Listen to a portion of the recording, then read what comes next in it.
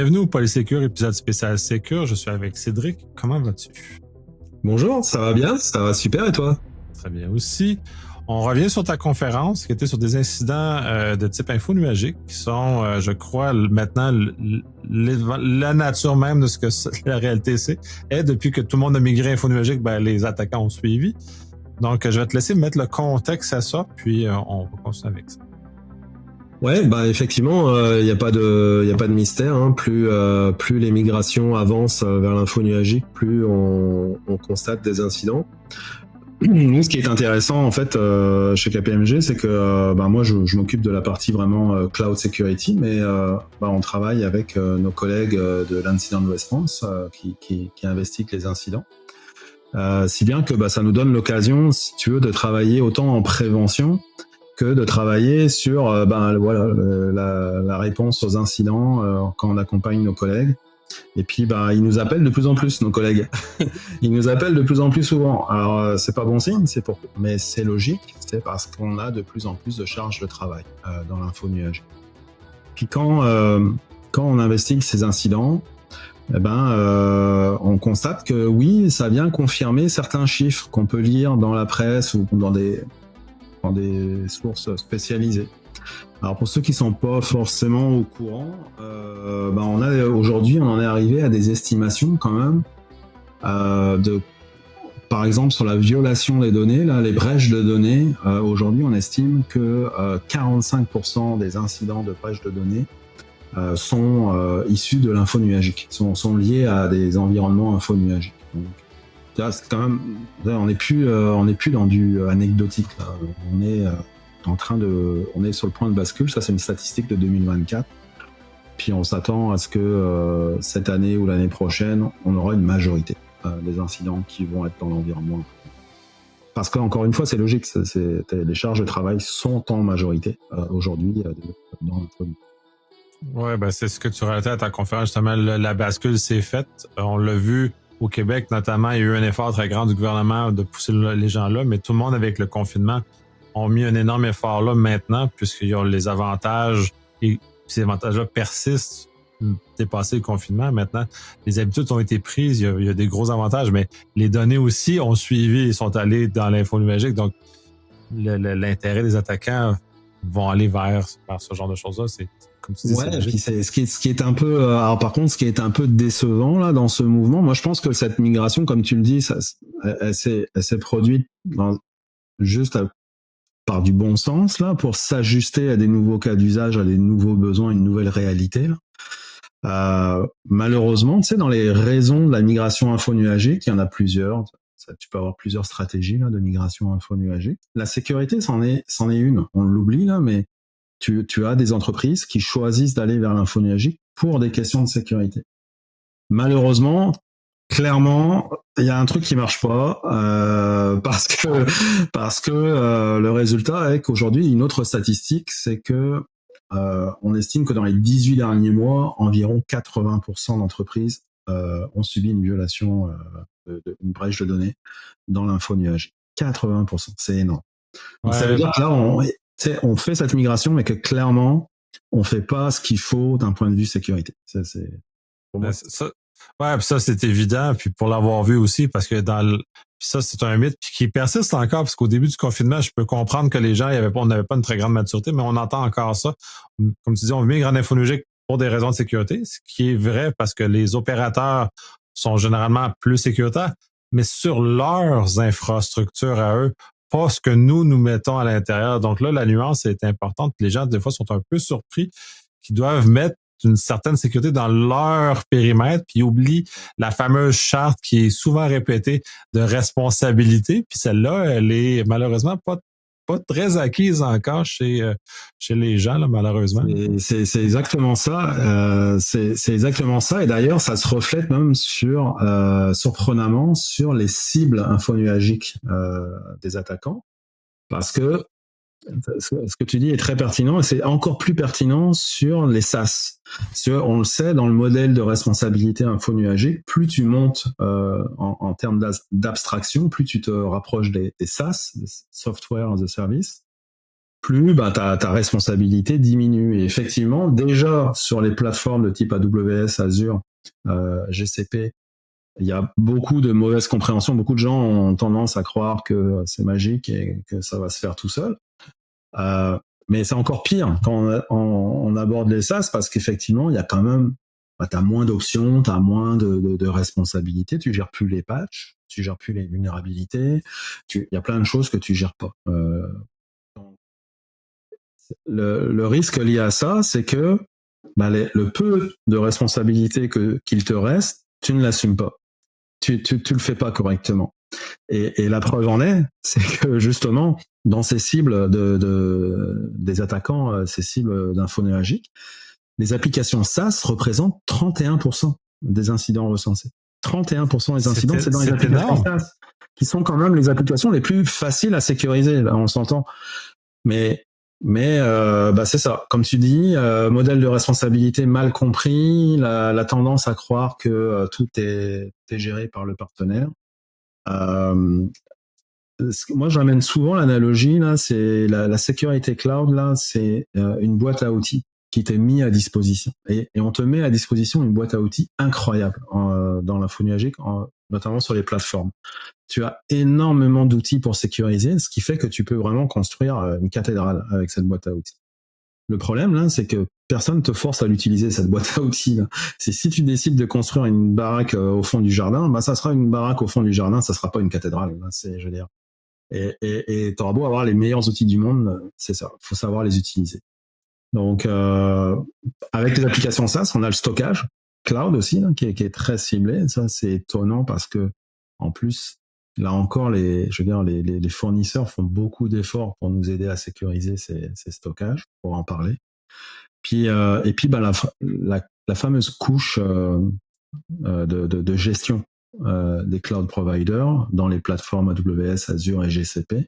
Donc, on va cibler cette fameuse API Microsoft, Amazon, plus que les serveurs en réalité. Oui, on a toujours des problèmes de serveurs vulnérables, non patchés, exposés. Malheureusement, c'est sûr. Et on a eu plusieurs incidents comme ça. Mais rapidement, là, on se retrouve sur des attaques qui très rapidement vont prendre place dans la couche de gestion et plus sur les serveurs. Parce qu'avec la couche de gestion, tu vas avoir une capacité de rebondir, de te balader beaucoup plus importante. Le mouvement latéral est beaucoup plus simple sur la couche de gestion que si tu restes au niveau des serveurs. Oui, puis c'est normal. Puis les attaquants aussi bénéficient de cette simplicité-là. C'est ça aussi que les gens oublient. Ça simplifie notre vie. C'est l'info nuagique, à bien des égards, facilite le traitement, facilite le déploiement, facilite la gestion. Mais quand on arrive au niveau des attaquants, ils bénéficient aussi de tous ces éléments-là qui nous facilitent la vie. Fait que si on les sécurise pas, ces moyens-là qui nous facilitent la vie, ils vont utiliser les mêmes. Au lieu d'aller dans la piste expert, ils vont aller dans la piste débutant. Surtout qu'on lui a donné l'accès à la piste débutant. Donc là, après là, est-ce qu'il va aller attaquer un serveur des pas patchés et ainsi de suite qui demande beaucoup plus d'efforts, ou vont faire un appel API puis accès à tout de suite puis il est capable de voir toutes les informations? Je pense qu'il va faire l'appel API bien avant. Ouais, bien sûr. C'est un bon point. Puis l'automatisation, ça pour le coup, c'est magique, c'est pas le bon terme, mais moi je trouve ça, c'est une capacité incroyable. Et puis c'est tellement un outil précieux pour un SOC, pour une blue team, là, de pouvoir automatiser des playbooks de réponse. Aujourd'hui, on peut, on est toujours en train de se battre autour de du fameux KPI MTTR, MTTD, là, Main Time to Detect, ça c'est une chose, mais surtout Main Time to Response. Pour aller améliorer notre Main Time to Response, tu peux mettre des processus, plein d'humains derrière une console, et puis envoyer plein de courriels injurieux à tes analystes quand ils répondent pas assez vite. Ou alors tu peux aller développer de l'automatisation. Et dans l'info nuagique, tu as des capacités incroyables d'aller vraiment très très loin dans l'automatisation. Donc pour une blue team, ça a beaucoup de valeur, mais effectivement, pour l'attaquant, c'est exactement la même chose. Il va aller utiliser l'automatisation sans vouloir trop digresser. C'est d'autant plus facile qu'aujourd'hui, tu n'as pas besoin d'être un expert. Tu as juste besoin de poser la question à ChatGPT. Je veux dire, c'est pas plus compliqué que ça. Et puis, mais c'est ça pareil. Oui, non, je ris parce que c'est vrai, parce que tu sais, je te dirais, pas des gens maintenant, quand ils sont perdus dans la gestion de de l'info numérique, vont faire cette chose-là, ils vont poser la question à ChatGPT, qui genre 9 fois sur 10 a une réponse qui est valable. Donc, c'est encore là, les méchants vont aussi prendre des chemins faciles, puis ils vont faire la même chose que nous. Sont aussi paresseux que nous. Fait qu'ils veulent économiser le plus de temps possible parce que c'est du rendement. Eux autres, ils veulent faire le plus d'argent possible. Fait qu'ils perdront pas du temps dans des chemins compliqués qui prennent du temps, qui sont pas de temps payants. Ils vont aller sur des chemins faciles qui sont beaucoup plus payants. Puis c'est là où l'attrait de ces méchants-là est davantage. Alors dans les chemins faciles, en fait, et puis petite transition d'ailleurs avec le GenAI, le phishing a beaucoup bénéficié, l'hameçonnage a beaucoup bénéficié pour les attaquants, je veux dire, de l'arrivée de l'intelligence artificielle générative. Je pense que les gens ont dû remarquer que les courriels hameçonnage sont quand même de plus en plus bien écrits, sans faute, bien tournés. Les phrases sont pas weird. C'est vrai que c'est vraiment maintenant, ça devient quand même du travail de qualité. Parce qu'en fait, et puis ça a été prouvé, documenté. Microsoft l'a beaucoup documenté, a fait un très bon rapport là-dessus. C'est les groupes de hackers, notamment russes, nord-coréens et chinois, utilisent beaucoup le GenAI. Et ça, l'inconvénient, c'est que là, dans le contexte infonuagique, les attaques par hameçonnage, c'est ce qui peut aboutir à des compromissions d'identité dans l'infonuagique et donc des portes ouvertes sur l'infonuagique et voir la console de gestion. Ça, c'est donc un exemple simple pour un attaquant. Alors, on utilise un vieux procédé, mais à côté de ça, on a aussi les erreurs de configuration, évidemment. C'est vrai que c'est riche, l'info nuagique, en termes d'options. Même les SaaS, tu sais, les SaaS, on l'a dit, le modèle fait que tu as beaucoup moins de responsabilités, mais la réalité, c'est quand tu parles de SaaS de type Salesforce, ServiceNow, Workday, M365, là, c'est un très bon exemple. Tu disais, là, je veux pas jurer, là, mais il y en a des configurations, là, je veux dire, c'est la folie, c'est hyper riche comme produit. Maîtriser toutes les configurations, c'est compliqué. Donc oui, effectivement, on a régulièrement des expositions par maladresse, par erreur. Et puis ça, les attaquants sont très rapides à en profiter. Mais par exemple, dans les chemins d'attaque, du coup, nous, dans les incidents, on voit justement l'exploitation de ces différents chemins d'attaque. Et puis on a plusieurs exemples comme ça liés à des chemins cités là. Donc par exemple, le hameçonnage, ouais, on en a eu un. Ça c'est quand même... celui-là, je l'aime beaucoup, là, dans le sens où ça met en avant l'importance de la maîtrise des identités dans l'infonuage. Les identités, on le sait, c'est vraiment un pain dans l'infonuagique, je vais le dire comme ça, là, parce que c'est vrai pareil. Là. Cette richesse dont je parlais des fonctionnalités dans l'infonuagique, ça se retrouve comment? Ça se retrouve dans la quantité des permissions qui sont attribuables. C'est-à-dire que comme on a énormément d'actions possibles dans un environnement comme AWS ou Azure ou GCP, derrière, on a énormément de permissions qui sont attribuables ou pas. Pour faciliter la vie des utilisateurs, les cloud providers, ils vont vous mettre à disposition des politiques gérées, ce qu'on appelle les politiques gérées, comprenant déjà un certain nombre de permissions, histoire que tu n'aies pas besoin d'aller dans la granularité. Mais là, évidemment, oui, ça te facilite la vie. Le problème, c'est que tu te retrouves avec des utilisateurs ou des comptes de service qui ont des politiques gérées avec beaucoup de permissions, pas forcément utiles. Il y a des chiffres comme ça, donc documentés. Je pense que c'était Palo Alto qui l'avait documenté. Autant dans Azure d'ailleurs que AWS, c'était comme 95% des permissions sont non utilisées, sont over privilege dans AWS et Azure. À cause des politiques gérées.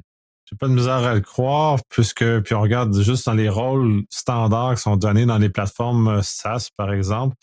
C'est démesurer la séparation. Soit on a absolument rien, soit on a genre la moitié, puis soit on a tout. Donc, la distinction en ça est très peu granulaire. Mais en plus, le problème de granularité que tu mentionnes, il est atroce parce que peu importe la plateforme SaaS ou puis même pas SaaS, on peut faire à peu près tout et n'importe quoi. On peut contrôler à peu près tout et n'importe quoi. Chaque petit gizmo est contrôlable et on peut donner des permissions sur chacun des petits gizmos qui est disponible. Et là, il faut maîtriser l'ensemble des petits gizmos qui sont disponibles et aller avec ça. Et pour faire rebondir aussi sur le fait que l'identité s'est rendue en clair de l'élément principal, puis c'est pour ça aussi, c'est aussi peu maîtrisé, c'est qu'avant, on contrôlait les connexions réseau, on contrôlait les patchs ou ces éléments-là. Donc, on avait beaucoup moins d'efforts à mettre sur l'identité. Oui. Et là, on a basculé littéralement sur ce qui était avant les règles de firewall avant. Maintenant, c'est l'identité qui est rendue le point principal et à laquelle il faut faire même peut-être plus attention que les règles de firewall à l'époque qui permettaient de contrôler les flux. Absolument, sauf que le problème, c'est que nos équipes GIA sont pas guéries pour ça. Là. Elles sont clairement pas, elles sont pas formées, elles sont pas dimensionnées, elles ont pas les outils nécessaires pour ça. Et ça, c'est une réalité qu'on vit chez tous nos clients. C'est un enjeu, c'est extrêmement complexe pour les équipes GIA. Des équipes GIA qui souvent, d'ailleurs, ont une culture plus de conformité. C'est toujours le principe, l'approbateur a validé, le gestionnaire a validé la demande d'accès. Nous, on est là pour attribuer ensuite et vérifier que c'est conforme à ce qui a été demandé. Pas à challenger ce qui a été demandé. Et donc, c'est pas des alertes, c'est pas des équipes faites pour travailler dans un mode de détection de menaces. Et là, j'ai forcément un livreur qui sonne en plein pendant. Ouais, mais c'est ça le post-confinement, c'est d'avoir des livraisons pendant toute la journée, puis bon, de se faire interpeller comme ça là. C'est bref, c'est là. Ça aussi, c'est un changement de paradigme qu'il y a eu là. C'est l'info numérique maintenant. On ne se déplace plus, on est dans le monde physique, on se reçoit directement à la maison là. Il va le laisser, c'est bon. Donc, la réalité, effectivement, aujourd'hui, c'est qu'on a des comportements autour de l'identité dans l'info nuagique qui sont vraiment, je pense, liés à la détection de menaces intéressantes pour un SOC. Mais on n'est pas prêt. Alors, ça donne quoi concrètement ? Qu'est-ce que ça donne justement ce problème de overprivilege dans l'info nuagique ? Ça donne un client avec qui on est intervenu sur un incident. Ce client, en fait, il n'était pas dans l'info nuagique de type Azure. Il consommait pas d'Azure, il consommait juste M365. Le problème, c'est que M365, tout ce qui est gestion des identités et des permissions dans M365, c'est géré par anciennement Azure AD, Entra ID. Entra ID, en fait, c'est un gestionnaire qui s'occupe de l'ensemble des permissions dans l'environnement, dans l'écosystème Microsoft Cloud, incluant Azure. Et là, il se trouve qu'on a eu chez ce client un utilisateur qui s'est fait hameçonner. Et puis il s'est fait hameçonner visiblement par quelqu'un qui était quand même lui pas mal connaissant dans les permissions cloud. Et il s'est rendu compte que l'utilisateur qu'il avait hameçonné était un utilisateur M365, mais que cet utilisateur, il avait la permission de créer des souscriptions Azure. Donc là, vous voyez, exemple typique de overprivilege. Ce client, il est parti en week-end, tout va bien, il est revenu le lundi, puis là, il s'est retrouvé avec un bill. En fait, ça a été plus qu'un week-end, lui, cet exemple-là. Ça a été sur plus d'une semaine. Au bout d'un moment, il a reçu un bill Azure, il n'a pas compris. C'est quoi ça ? Moi, je ne consomme pas d'Azure. Et en fait, c'est que l'attaquant, lui, il avait compris, il s'était créé une souscription, il avait créé des VM et il était en train de faire du crypto mining. À son profit, parce que ça, c'est une des actions vraiment favorites des attaquants dans l'info nuagique, c'est d'utiliser votre carte de crédit pour faire de la crypto. Ouais, il y en a pour l'argent, en fait. Ça revient toujours à ça aussi. Là on revient à ce que tu disais, le côté chose simple. Je peux faire une rançon, ou je peux juste me contenter de faire du crypto mining, et puis c'est encore plus simple. J'ai rien à gérer en termes de relations clients, entre guillemets, de relations avec la victime, etc. Donc là, vous voyez, on n'était même pas sur un cas de mauvaise configuration de serveur dans l'info nuagique. On était vraiment chez un client qui n'avait même pas encore commencé sa migration, mais il était dans la M365 et il s'était pas rendu compte de l'importance de contrôler les permissions dans M365 et ça aboutit effectivement à cet incident. Donc ça, c'est une belle, c'est une belle démonstration. Après, on a aussi, en fait, je vous disais, ça arrive encore d'avoir des serveurs, mais c'est encore lié à l'identité, là, mais des serveurs, des problèmes de serveurs exposés. Chez un autre client, alors là, c'était un peu particulier. C'était le MSP, pardon, du client qui gérait son infrastructure. Je pense que c'était dans Azure, mais bon, là, en l'occurrence, ça change pas grand-chose. Et qui exposait un serveur RDP avec un mot de passe faible. Donc, en fait, il s'est passé ce qui se passe d'habitude dans ces cas-là. D'un moment, par brute force, en fait, ils ont réussi à prendre accès dans le serveur RDP. Le serveur RDP, là, par contre, c'est là où on attaque l'aspect propre à l'info nuagique. Il avait une identité, il avait des permissions qui lui étaient attachées. Et ça a permis en fait à l'attaquant de remonter aussitôt au niveau de la couche de gestion et puis de découvrir encore une fois qu'il pouvait lancer d'autres services afin de faire de la crypto, ce qu'il a fait.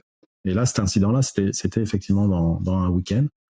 Alors, en un week-end, c'est une facture à 6 chiffres qui est arrivée sur l'entreprise. C'est un méchant mauvaise surprise d'arriver le lundi matin avec une facture à 6 chiffres parce que quelqu'un a monté un espèce de serveur de fou, parce que c'est ça qu'il a dû faire. Voilà. Non, en fait, c'est plusieurs. Plusieurs, ouais, c'est ça le point. C'est que là, tu sais, on parlait de l'automatisation. Ça, c'est un bon exemple. Aujourd'hui, là, on monte plus, l'attaquant, il monte pas un serveur pour faire de la crypto mining. Non.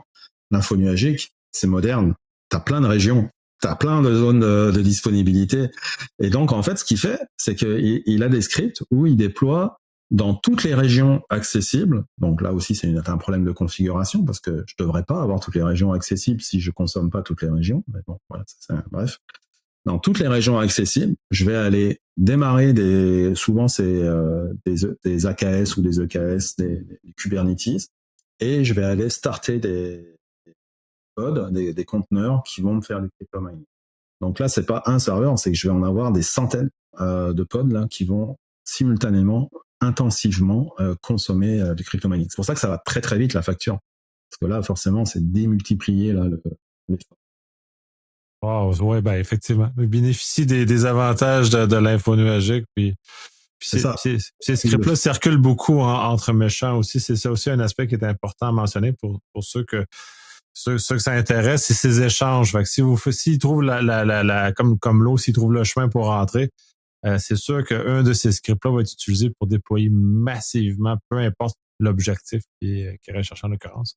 Ouais, parce que ça, des centaines de pods comme ça qui font du crypto mining, ce qu'il faut comprendre là, c'est que c'est un script qui prend 5 minutes à exécuter et vous vous retrouvez dans une trentaine de data centers avec des pods en train de faire du mining sur votre carte de crédit. Ça va très vite. Mais après, il y a des choses plus classiques. Il y a toujours donc je vous parlais des configurations, hein, qui est vraiment aussi un chemin d'attaque important. Là. Les configurations, on a notamment les configurations du stockage. Alors, ça a un petit peu changé dans le sens où c'est vrai que on a toujours les buckets exposés par erreur sur Internet. C'est incroyable. On est en 2025. Je veux dire, c'est comme tellement un aveu d'échec de voir encore des problèmes de buckets exposés, mais il y en a beaucoup moins. Il y en a beaucoup moins. Pourquoi? Parce qu'en fait, aujourd'hui, je sais pas si pour ceux qui veulent essayer, exposer un bucket sur S3 sur AWS public, je vous assure, faut vraiment le vouloir. Là. Ces gens, faut être très motivé. Ça devient compliqué. C'est compliqué de le faire. On peut même plus le faire en console. Parce que justement, les fournisseurs font tout pour essayer de dire aux clients, non, mais arrête, fais pas ça, fais pas ça, fais pas ça. Donc il y en a moins. Mais ce que les gens oublient, c'est que des fois, il y en a de façon légitime. C'est correct, on le fait pour héberger un site web, par exemple. Mais ce qu'on oublie, c'est de vérifier quelles données on met sur ces buckets. Et ça, on a on a de plus en plus d'enjeux là-dessus. Et puis j'en ai eu un d'incident d'ailleurs comme ça. Client, c'était son site web et puis il s'est rendu compte que le développeur dans le pipeline, sans s'en rendre compte, là, il copiait pas que du JavaScript et HTML, il copiait des données clients sur ce qui était inclus dans ces fichiers. Là. Et il en a copié genre beaucoup. d'un point de vue, si tu veux, configuration, c'était correct, là, c'était exposé, c'était ce qu'on voulait, là, et c'était un bucket qui était supposément contenir la donnée publique. Mais quand vous n'avez aucun contrôle pour vérifier que vos stockages stockent ce qu'ils sont supposés stocker, ben, vous pouvez pas dire j'ai une sécurité correcte de gestion de mes données. C'est pas vrai. Là. Je veux dire, quand je discute avec mes clients, je leur demande mais comment tu fais pour t'assurer que tes buckets, les niveaux de protection sont adéquats avec la donnée qui est hébergée dedans et qui me disent ben on a un tag, c'est correct, on met un tag dessus, et puis ça c'est de la donnée confidentielle et ça c'est de la donnée non protégée. Ok, les tags c'est très utile, ça permet plein de mécanismes, mais c'est pas ça qui te dit que c'est vrai quoi, que vous n'êtes pas trompé, vous n'avez pas copié de la donnée sensible par erreur. Et ça, je m'aperçois qu'il y a assez peu encore d'entreprises qui font du contrôle justement de la découverte de la sensibilité des données sur leur stockage des plateformes infonuagiques. On en fait de plus en plus au niveau de M365 dans les SaaS, surtout M365, avec des solutions comme Purview qui sont très efficaces pour explorer votre SharePoint, vos OneDrive, etc. Malheureusement, par exemple, les buckets S3, on a encore beaucoup d'entreprises qui se contentent de faire confiance à leurs utilisateurs et à leur politique de tagging, mais qui ne vérifient pas activement quelles sont les données stockées. Ouais, puis c'est long à changer ces habitudes-là. Je l'avais vu, puis plusieurs l'ont vécu comme ça. Quand ils ont été migrés sur site au nuage, notamment, dont M365 en l'occurrence. Et comme il y a une énorme facilité à déployer des détecteurs d'informations, notamment les cartes de crédit, les NAS, et ainsi de suite. Mais quand on met ça à on se rend compte à quel point il y en a beaucoup. Puis il y en a qui circulent par courriel, il y en a qui circulent partout. Là, tu fais comme, ben là, les utilisateurs, qu'est-ce que vous avez fait? Pourquoi ça? Puis là, de poser des questions. Mais ce n'est pas dans l'habitude des gens. Donc, il n'y a pas de culture, en tout cas du moins au Québec, de ce que j'ai pu apercevoir, très forte de faire attention aux données. Puis dès qu'on commence à faire la découverte, ben là, les gens sont horrifiés. Là, il y a un peu de déni, ils sont en crise, puis à un moment donné, ils vont arriver à changer leurs habitudes. Mais ça prend quand même un peu de temps de ce que j'ai aperçu. Puis on parle juste de M365, on parle pas d'éléments plus complexes, à mon sens, que des buckets ou des blobs ou tous les storages qui sont en dehors des éléments de type SaaS. Et tu vois, c'est d'autant plus malheureux parce que justement, on parlait de l'automatisation possible. Ben, ça, c'est des scénarios parfaits d'automatisation. C'est-à-dire qu'il y a toutes les solutions, il y a toutes les capacités pour faire de la découverte automatisée des données qui sont stockées sur tes buckets et automatiquement, en fonction de la découverte, modifier les tags associés et modifier les configurations d'exposition associées ou envoyer des alertes. Tu sais. Tout ça, c'est très faisable. Ça implique des budgets, c'est certain. Pour faire cette découverte des données, en général, c'est des outils qui sont pas mis gratuitement à disposition ou pas complètement gratuitement, on va dire. Et puis ça nécessite des efforts. Et effectivement, comme tu dis, ça nécessite aussi un programme derrière de gestion de ce type d'alerte, des équipes, des processus. Et ça, c'est très dépendant de la maturité de l'entreprise. Oui. Et puis ça prend du temps. Puis pour l'avoir vécu, des fois, j'ai juste ouvert c'est comme ouvrir les lumières. Puis là, il y a plein de choses que dans une salle son, puis ce que tu vois grouiller, là, tu fais, oh, OK, bon. Puis là, c'est là où les gens ont un peu plus de misère parce que là, ils sont exposés à une situation dans laquelle ils n'étaient pas exposés. Il y a un plan de com, un plan de changement est très nécessaire parce que j'ai essayé une place, puis on m'avait demandé juste d'ouvrir les lumières pour regarder ce qui était là. Et il n'y a eu aucune adhésion qui s'est faite à ces plans-là. Donc, j'ai l'impression encore maintenant dans cet état-là de déni, au lieu d'avoir pris cette occasion-là, OK, bon, on va réformer nos processus, on va sensibiliser nos gens et on va aller plus loin. Justement pour ça, parce qu'après ça, tu le mentionnes, les buckets, c'est une chose, mais les buckets ont une identité et aussi ils sont exposés à certains égards. Donc, on est toujours à risque.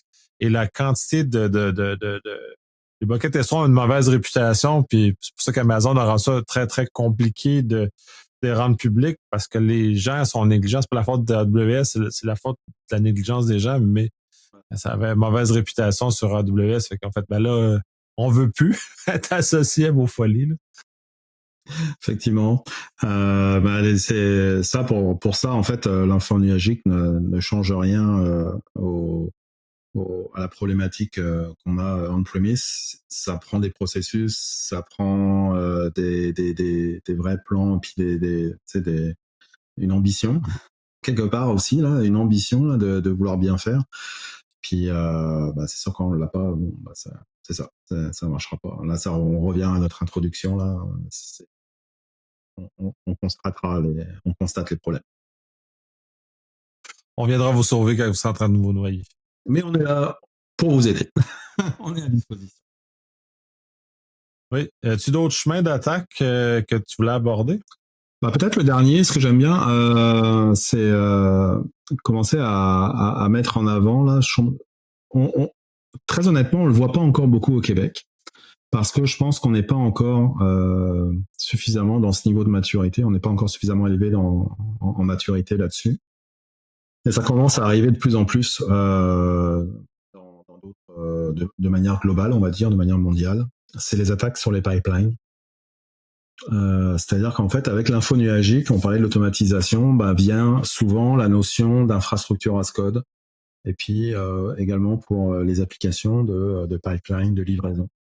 Donc, on veut plus faire des CTRL-C, CTRL-V de package à minuit le vendredi soir en croisant les doigts, en espérant que ça va marcher. On est sur une nouvelle réalité où, en fait, on va pousser régulièrement des updates en production via des pipelines qui font un certain nombre de tests. Le problème, l'avantage, les avantages, il y en a plein, on peut en parler. L'inconvénient qu'on peut parfois observer, c'est que ces pipelines, comme justement leur but, c'est de livrer de l'infrastructure et des applications dans votre environnement infonuagique, ça veut dire quoi? Ça veut dire qu'ils ont énormément d'accès, ces pipelines. Ça veut dire qu'ils sont un peu tout puissants, ces pipelines. Ils sont, en général, bien souvent, ils sont administrateurs. Donc là, du coup, qu'est-ce qu'on a? On a un nouveau vecteur d'attaque. C'est-à-dire que si je peux pas attaquer directement la couche de gestion de l'info nuagique, je prends le contrôle du pipeline et puis je vais pousser mes updates tranquillement dans le pipeline. Et c'est ce qu'on commence à observer, des attaques dans ce style, où via justement la prise de contrôle d'une identité de développeur, donc ça peut être via de l'hameçonnage ou différentes techniques traditionnelles, on va aller intégrer des changements dans le code ou dans l'applicatif via le pipeline. Et au niveau du code d'infrastructure, je veux dire, ce qu'on observe là, c'est notamment autour de Kubernetes. On observe des attaques menées où on va vouloir déployer des images de conteneurs qui sont malicieuses via le pipeline compromis du client. Et ça, c'est intéressant pour un attaquant parce qu'en fait, il vient créer sa persistance. C'est-à-dire que dès l'instant où il a réussi via le pipeline à compromettre une image de conteneur, ça veut dire que le Kubernetes, lui, restarter l'image, on va tuer et puis on va restarter l'image, il va restarter l'image qui est compromise. Donc à la base, on garde la backdoor ouverte en fait. Donc on a eu des cas comme ça qui ont été observés. Nous, on l'a pas observé au Québec, mais je pense que c'est ma recommandation, ça serait de commencer à garder ça en vue là, à l'esprit.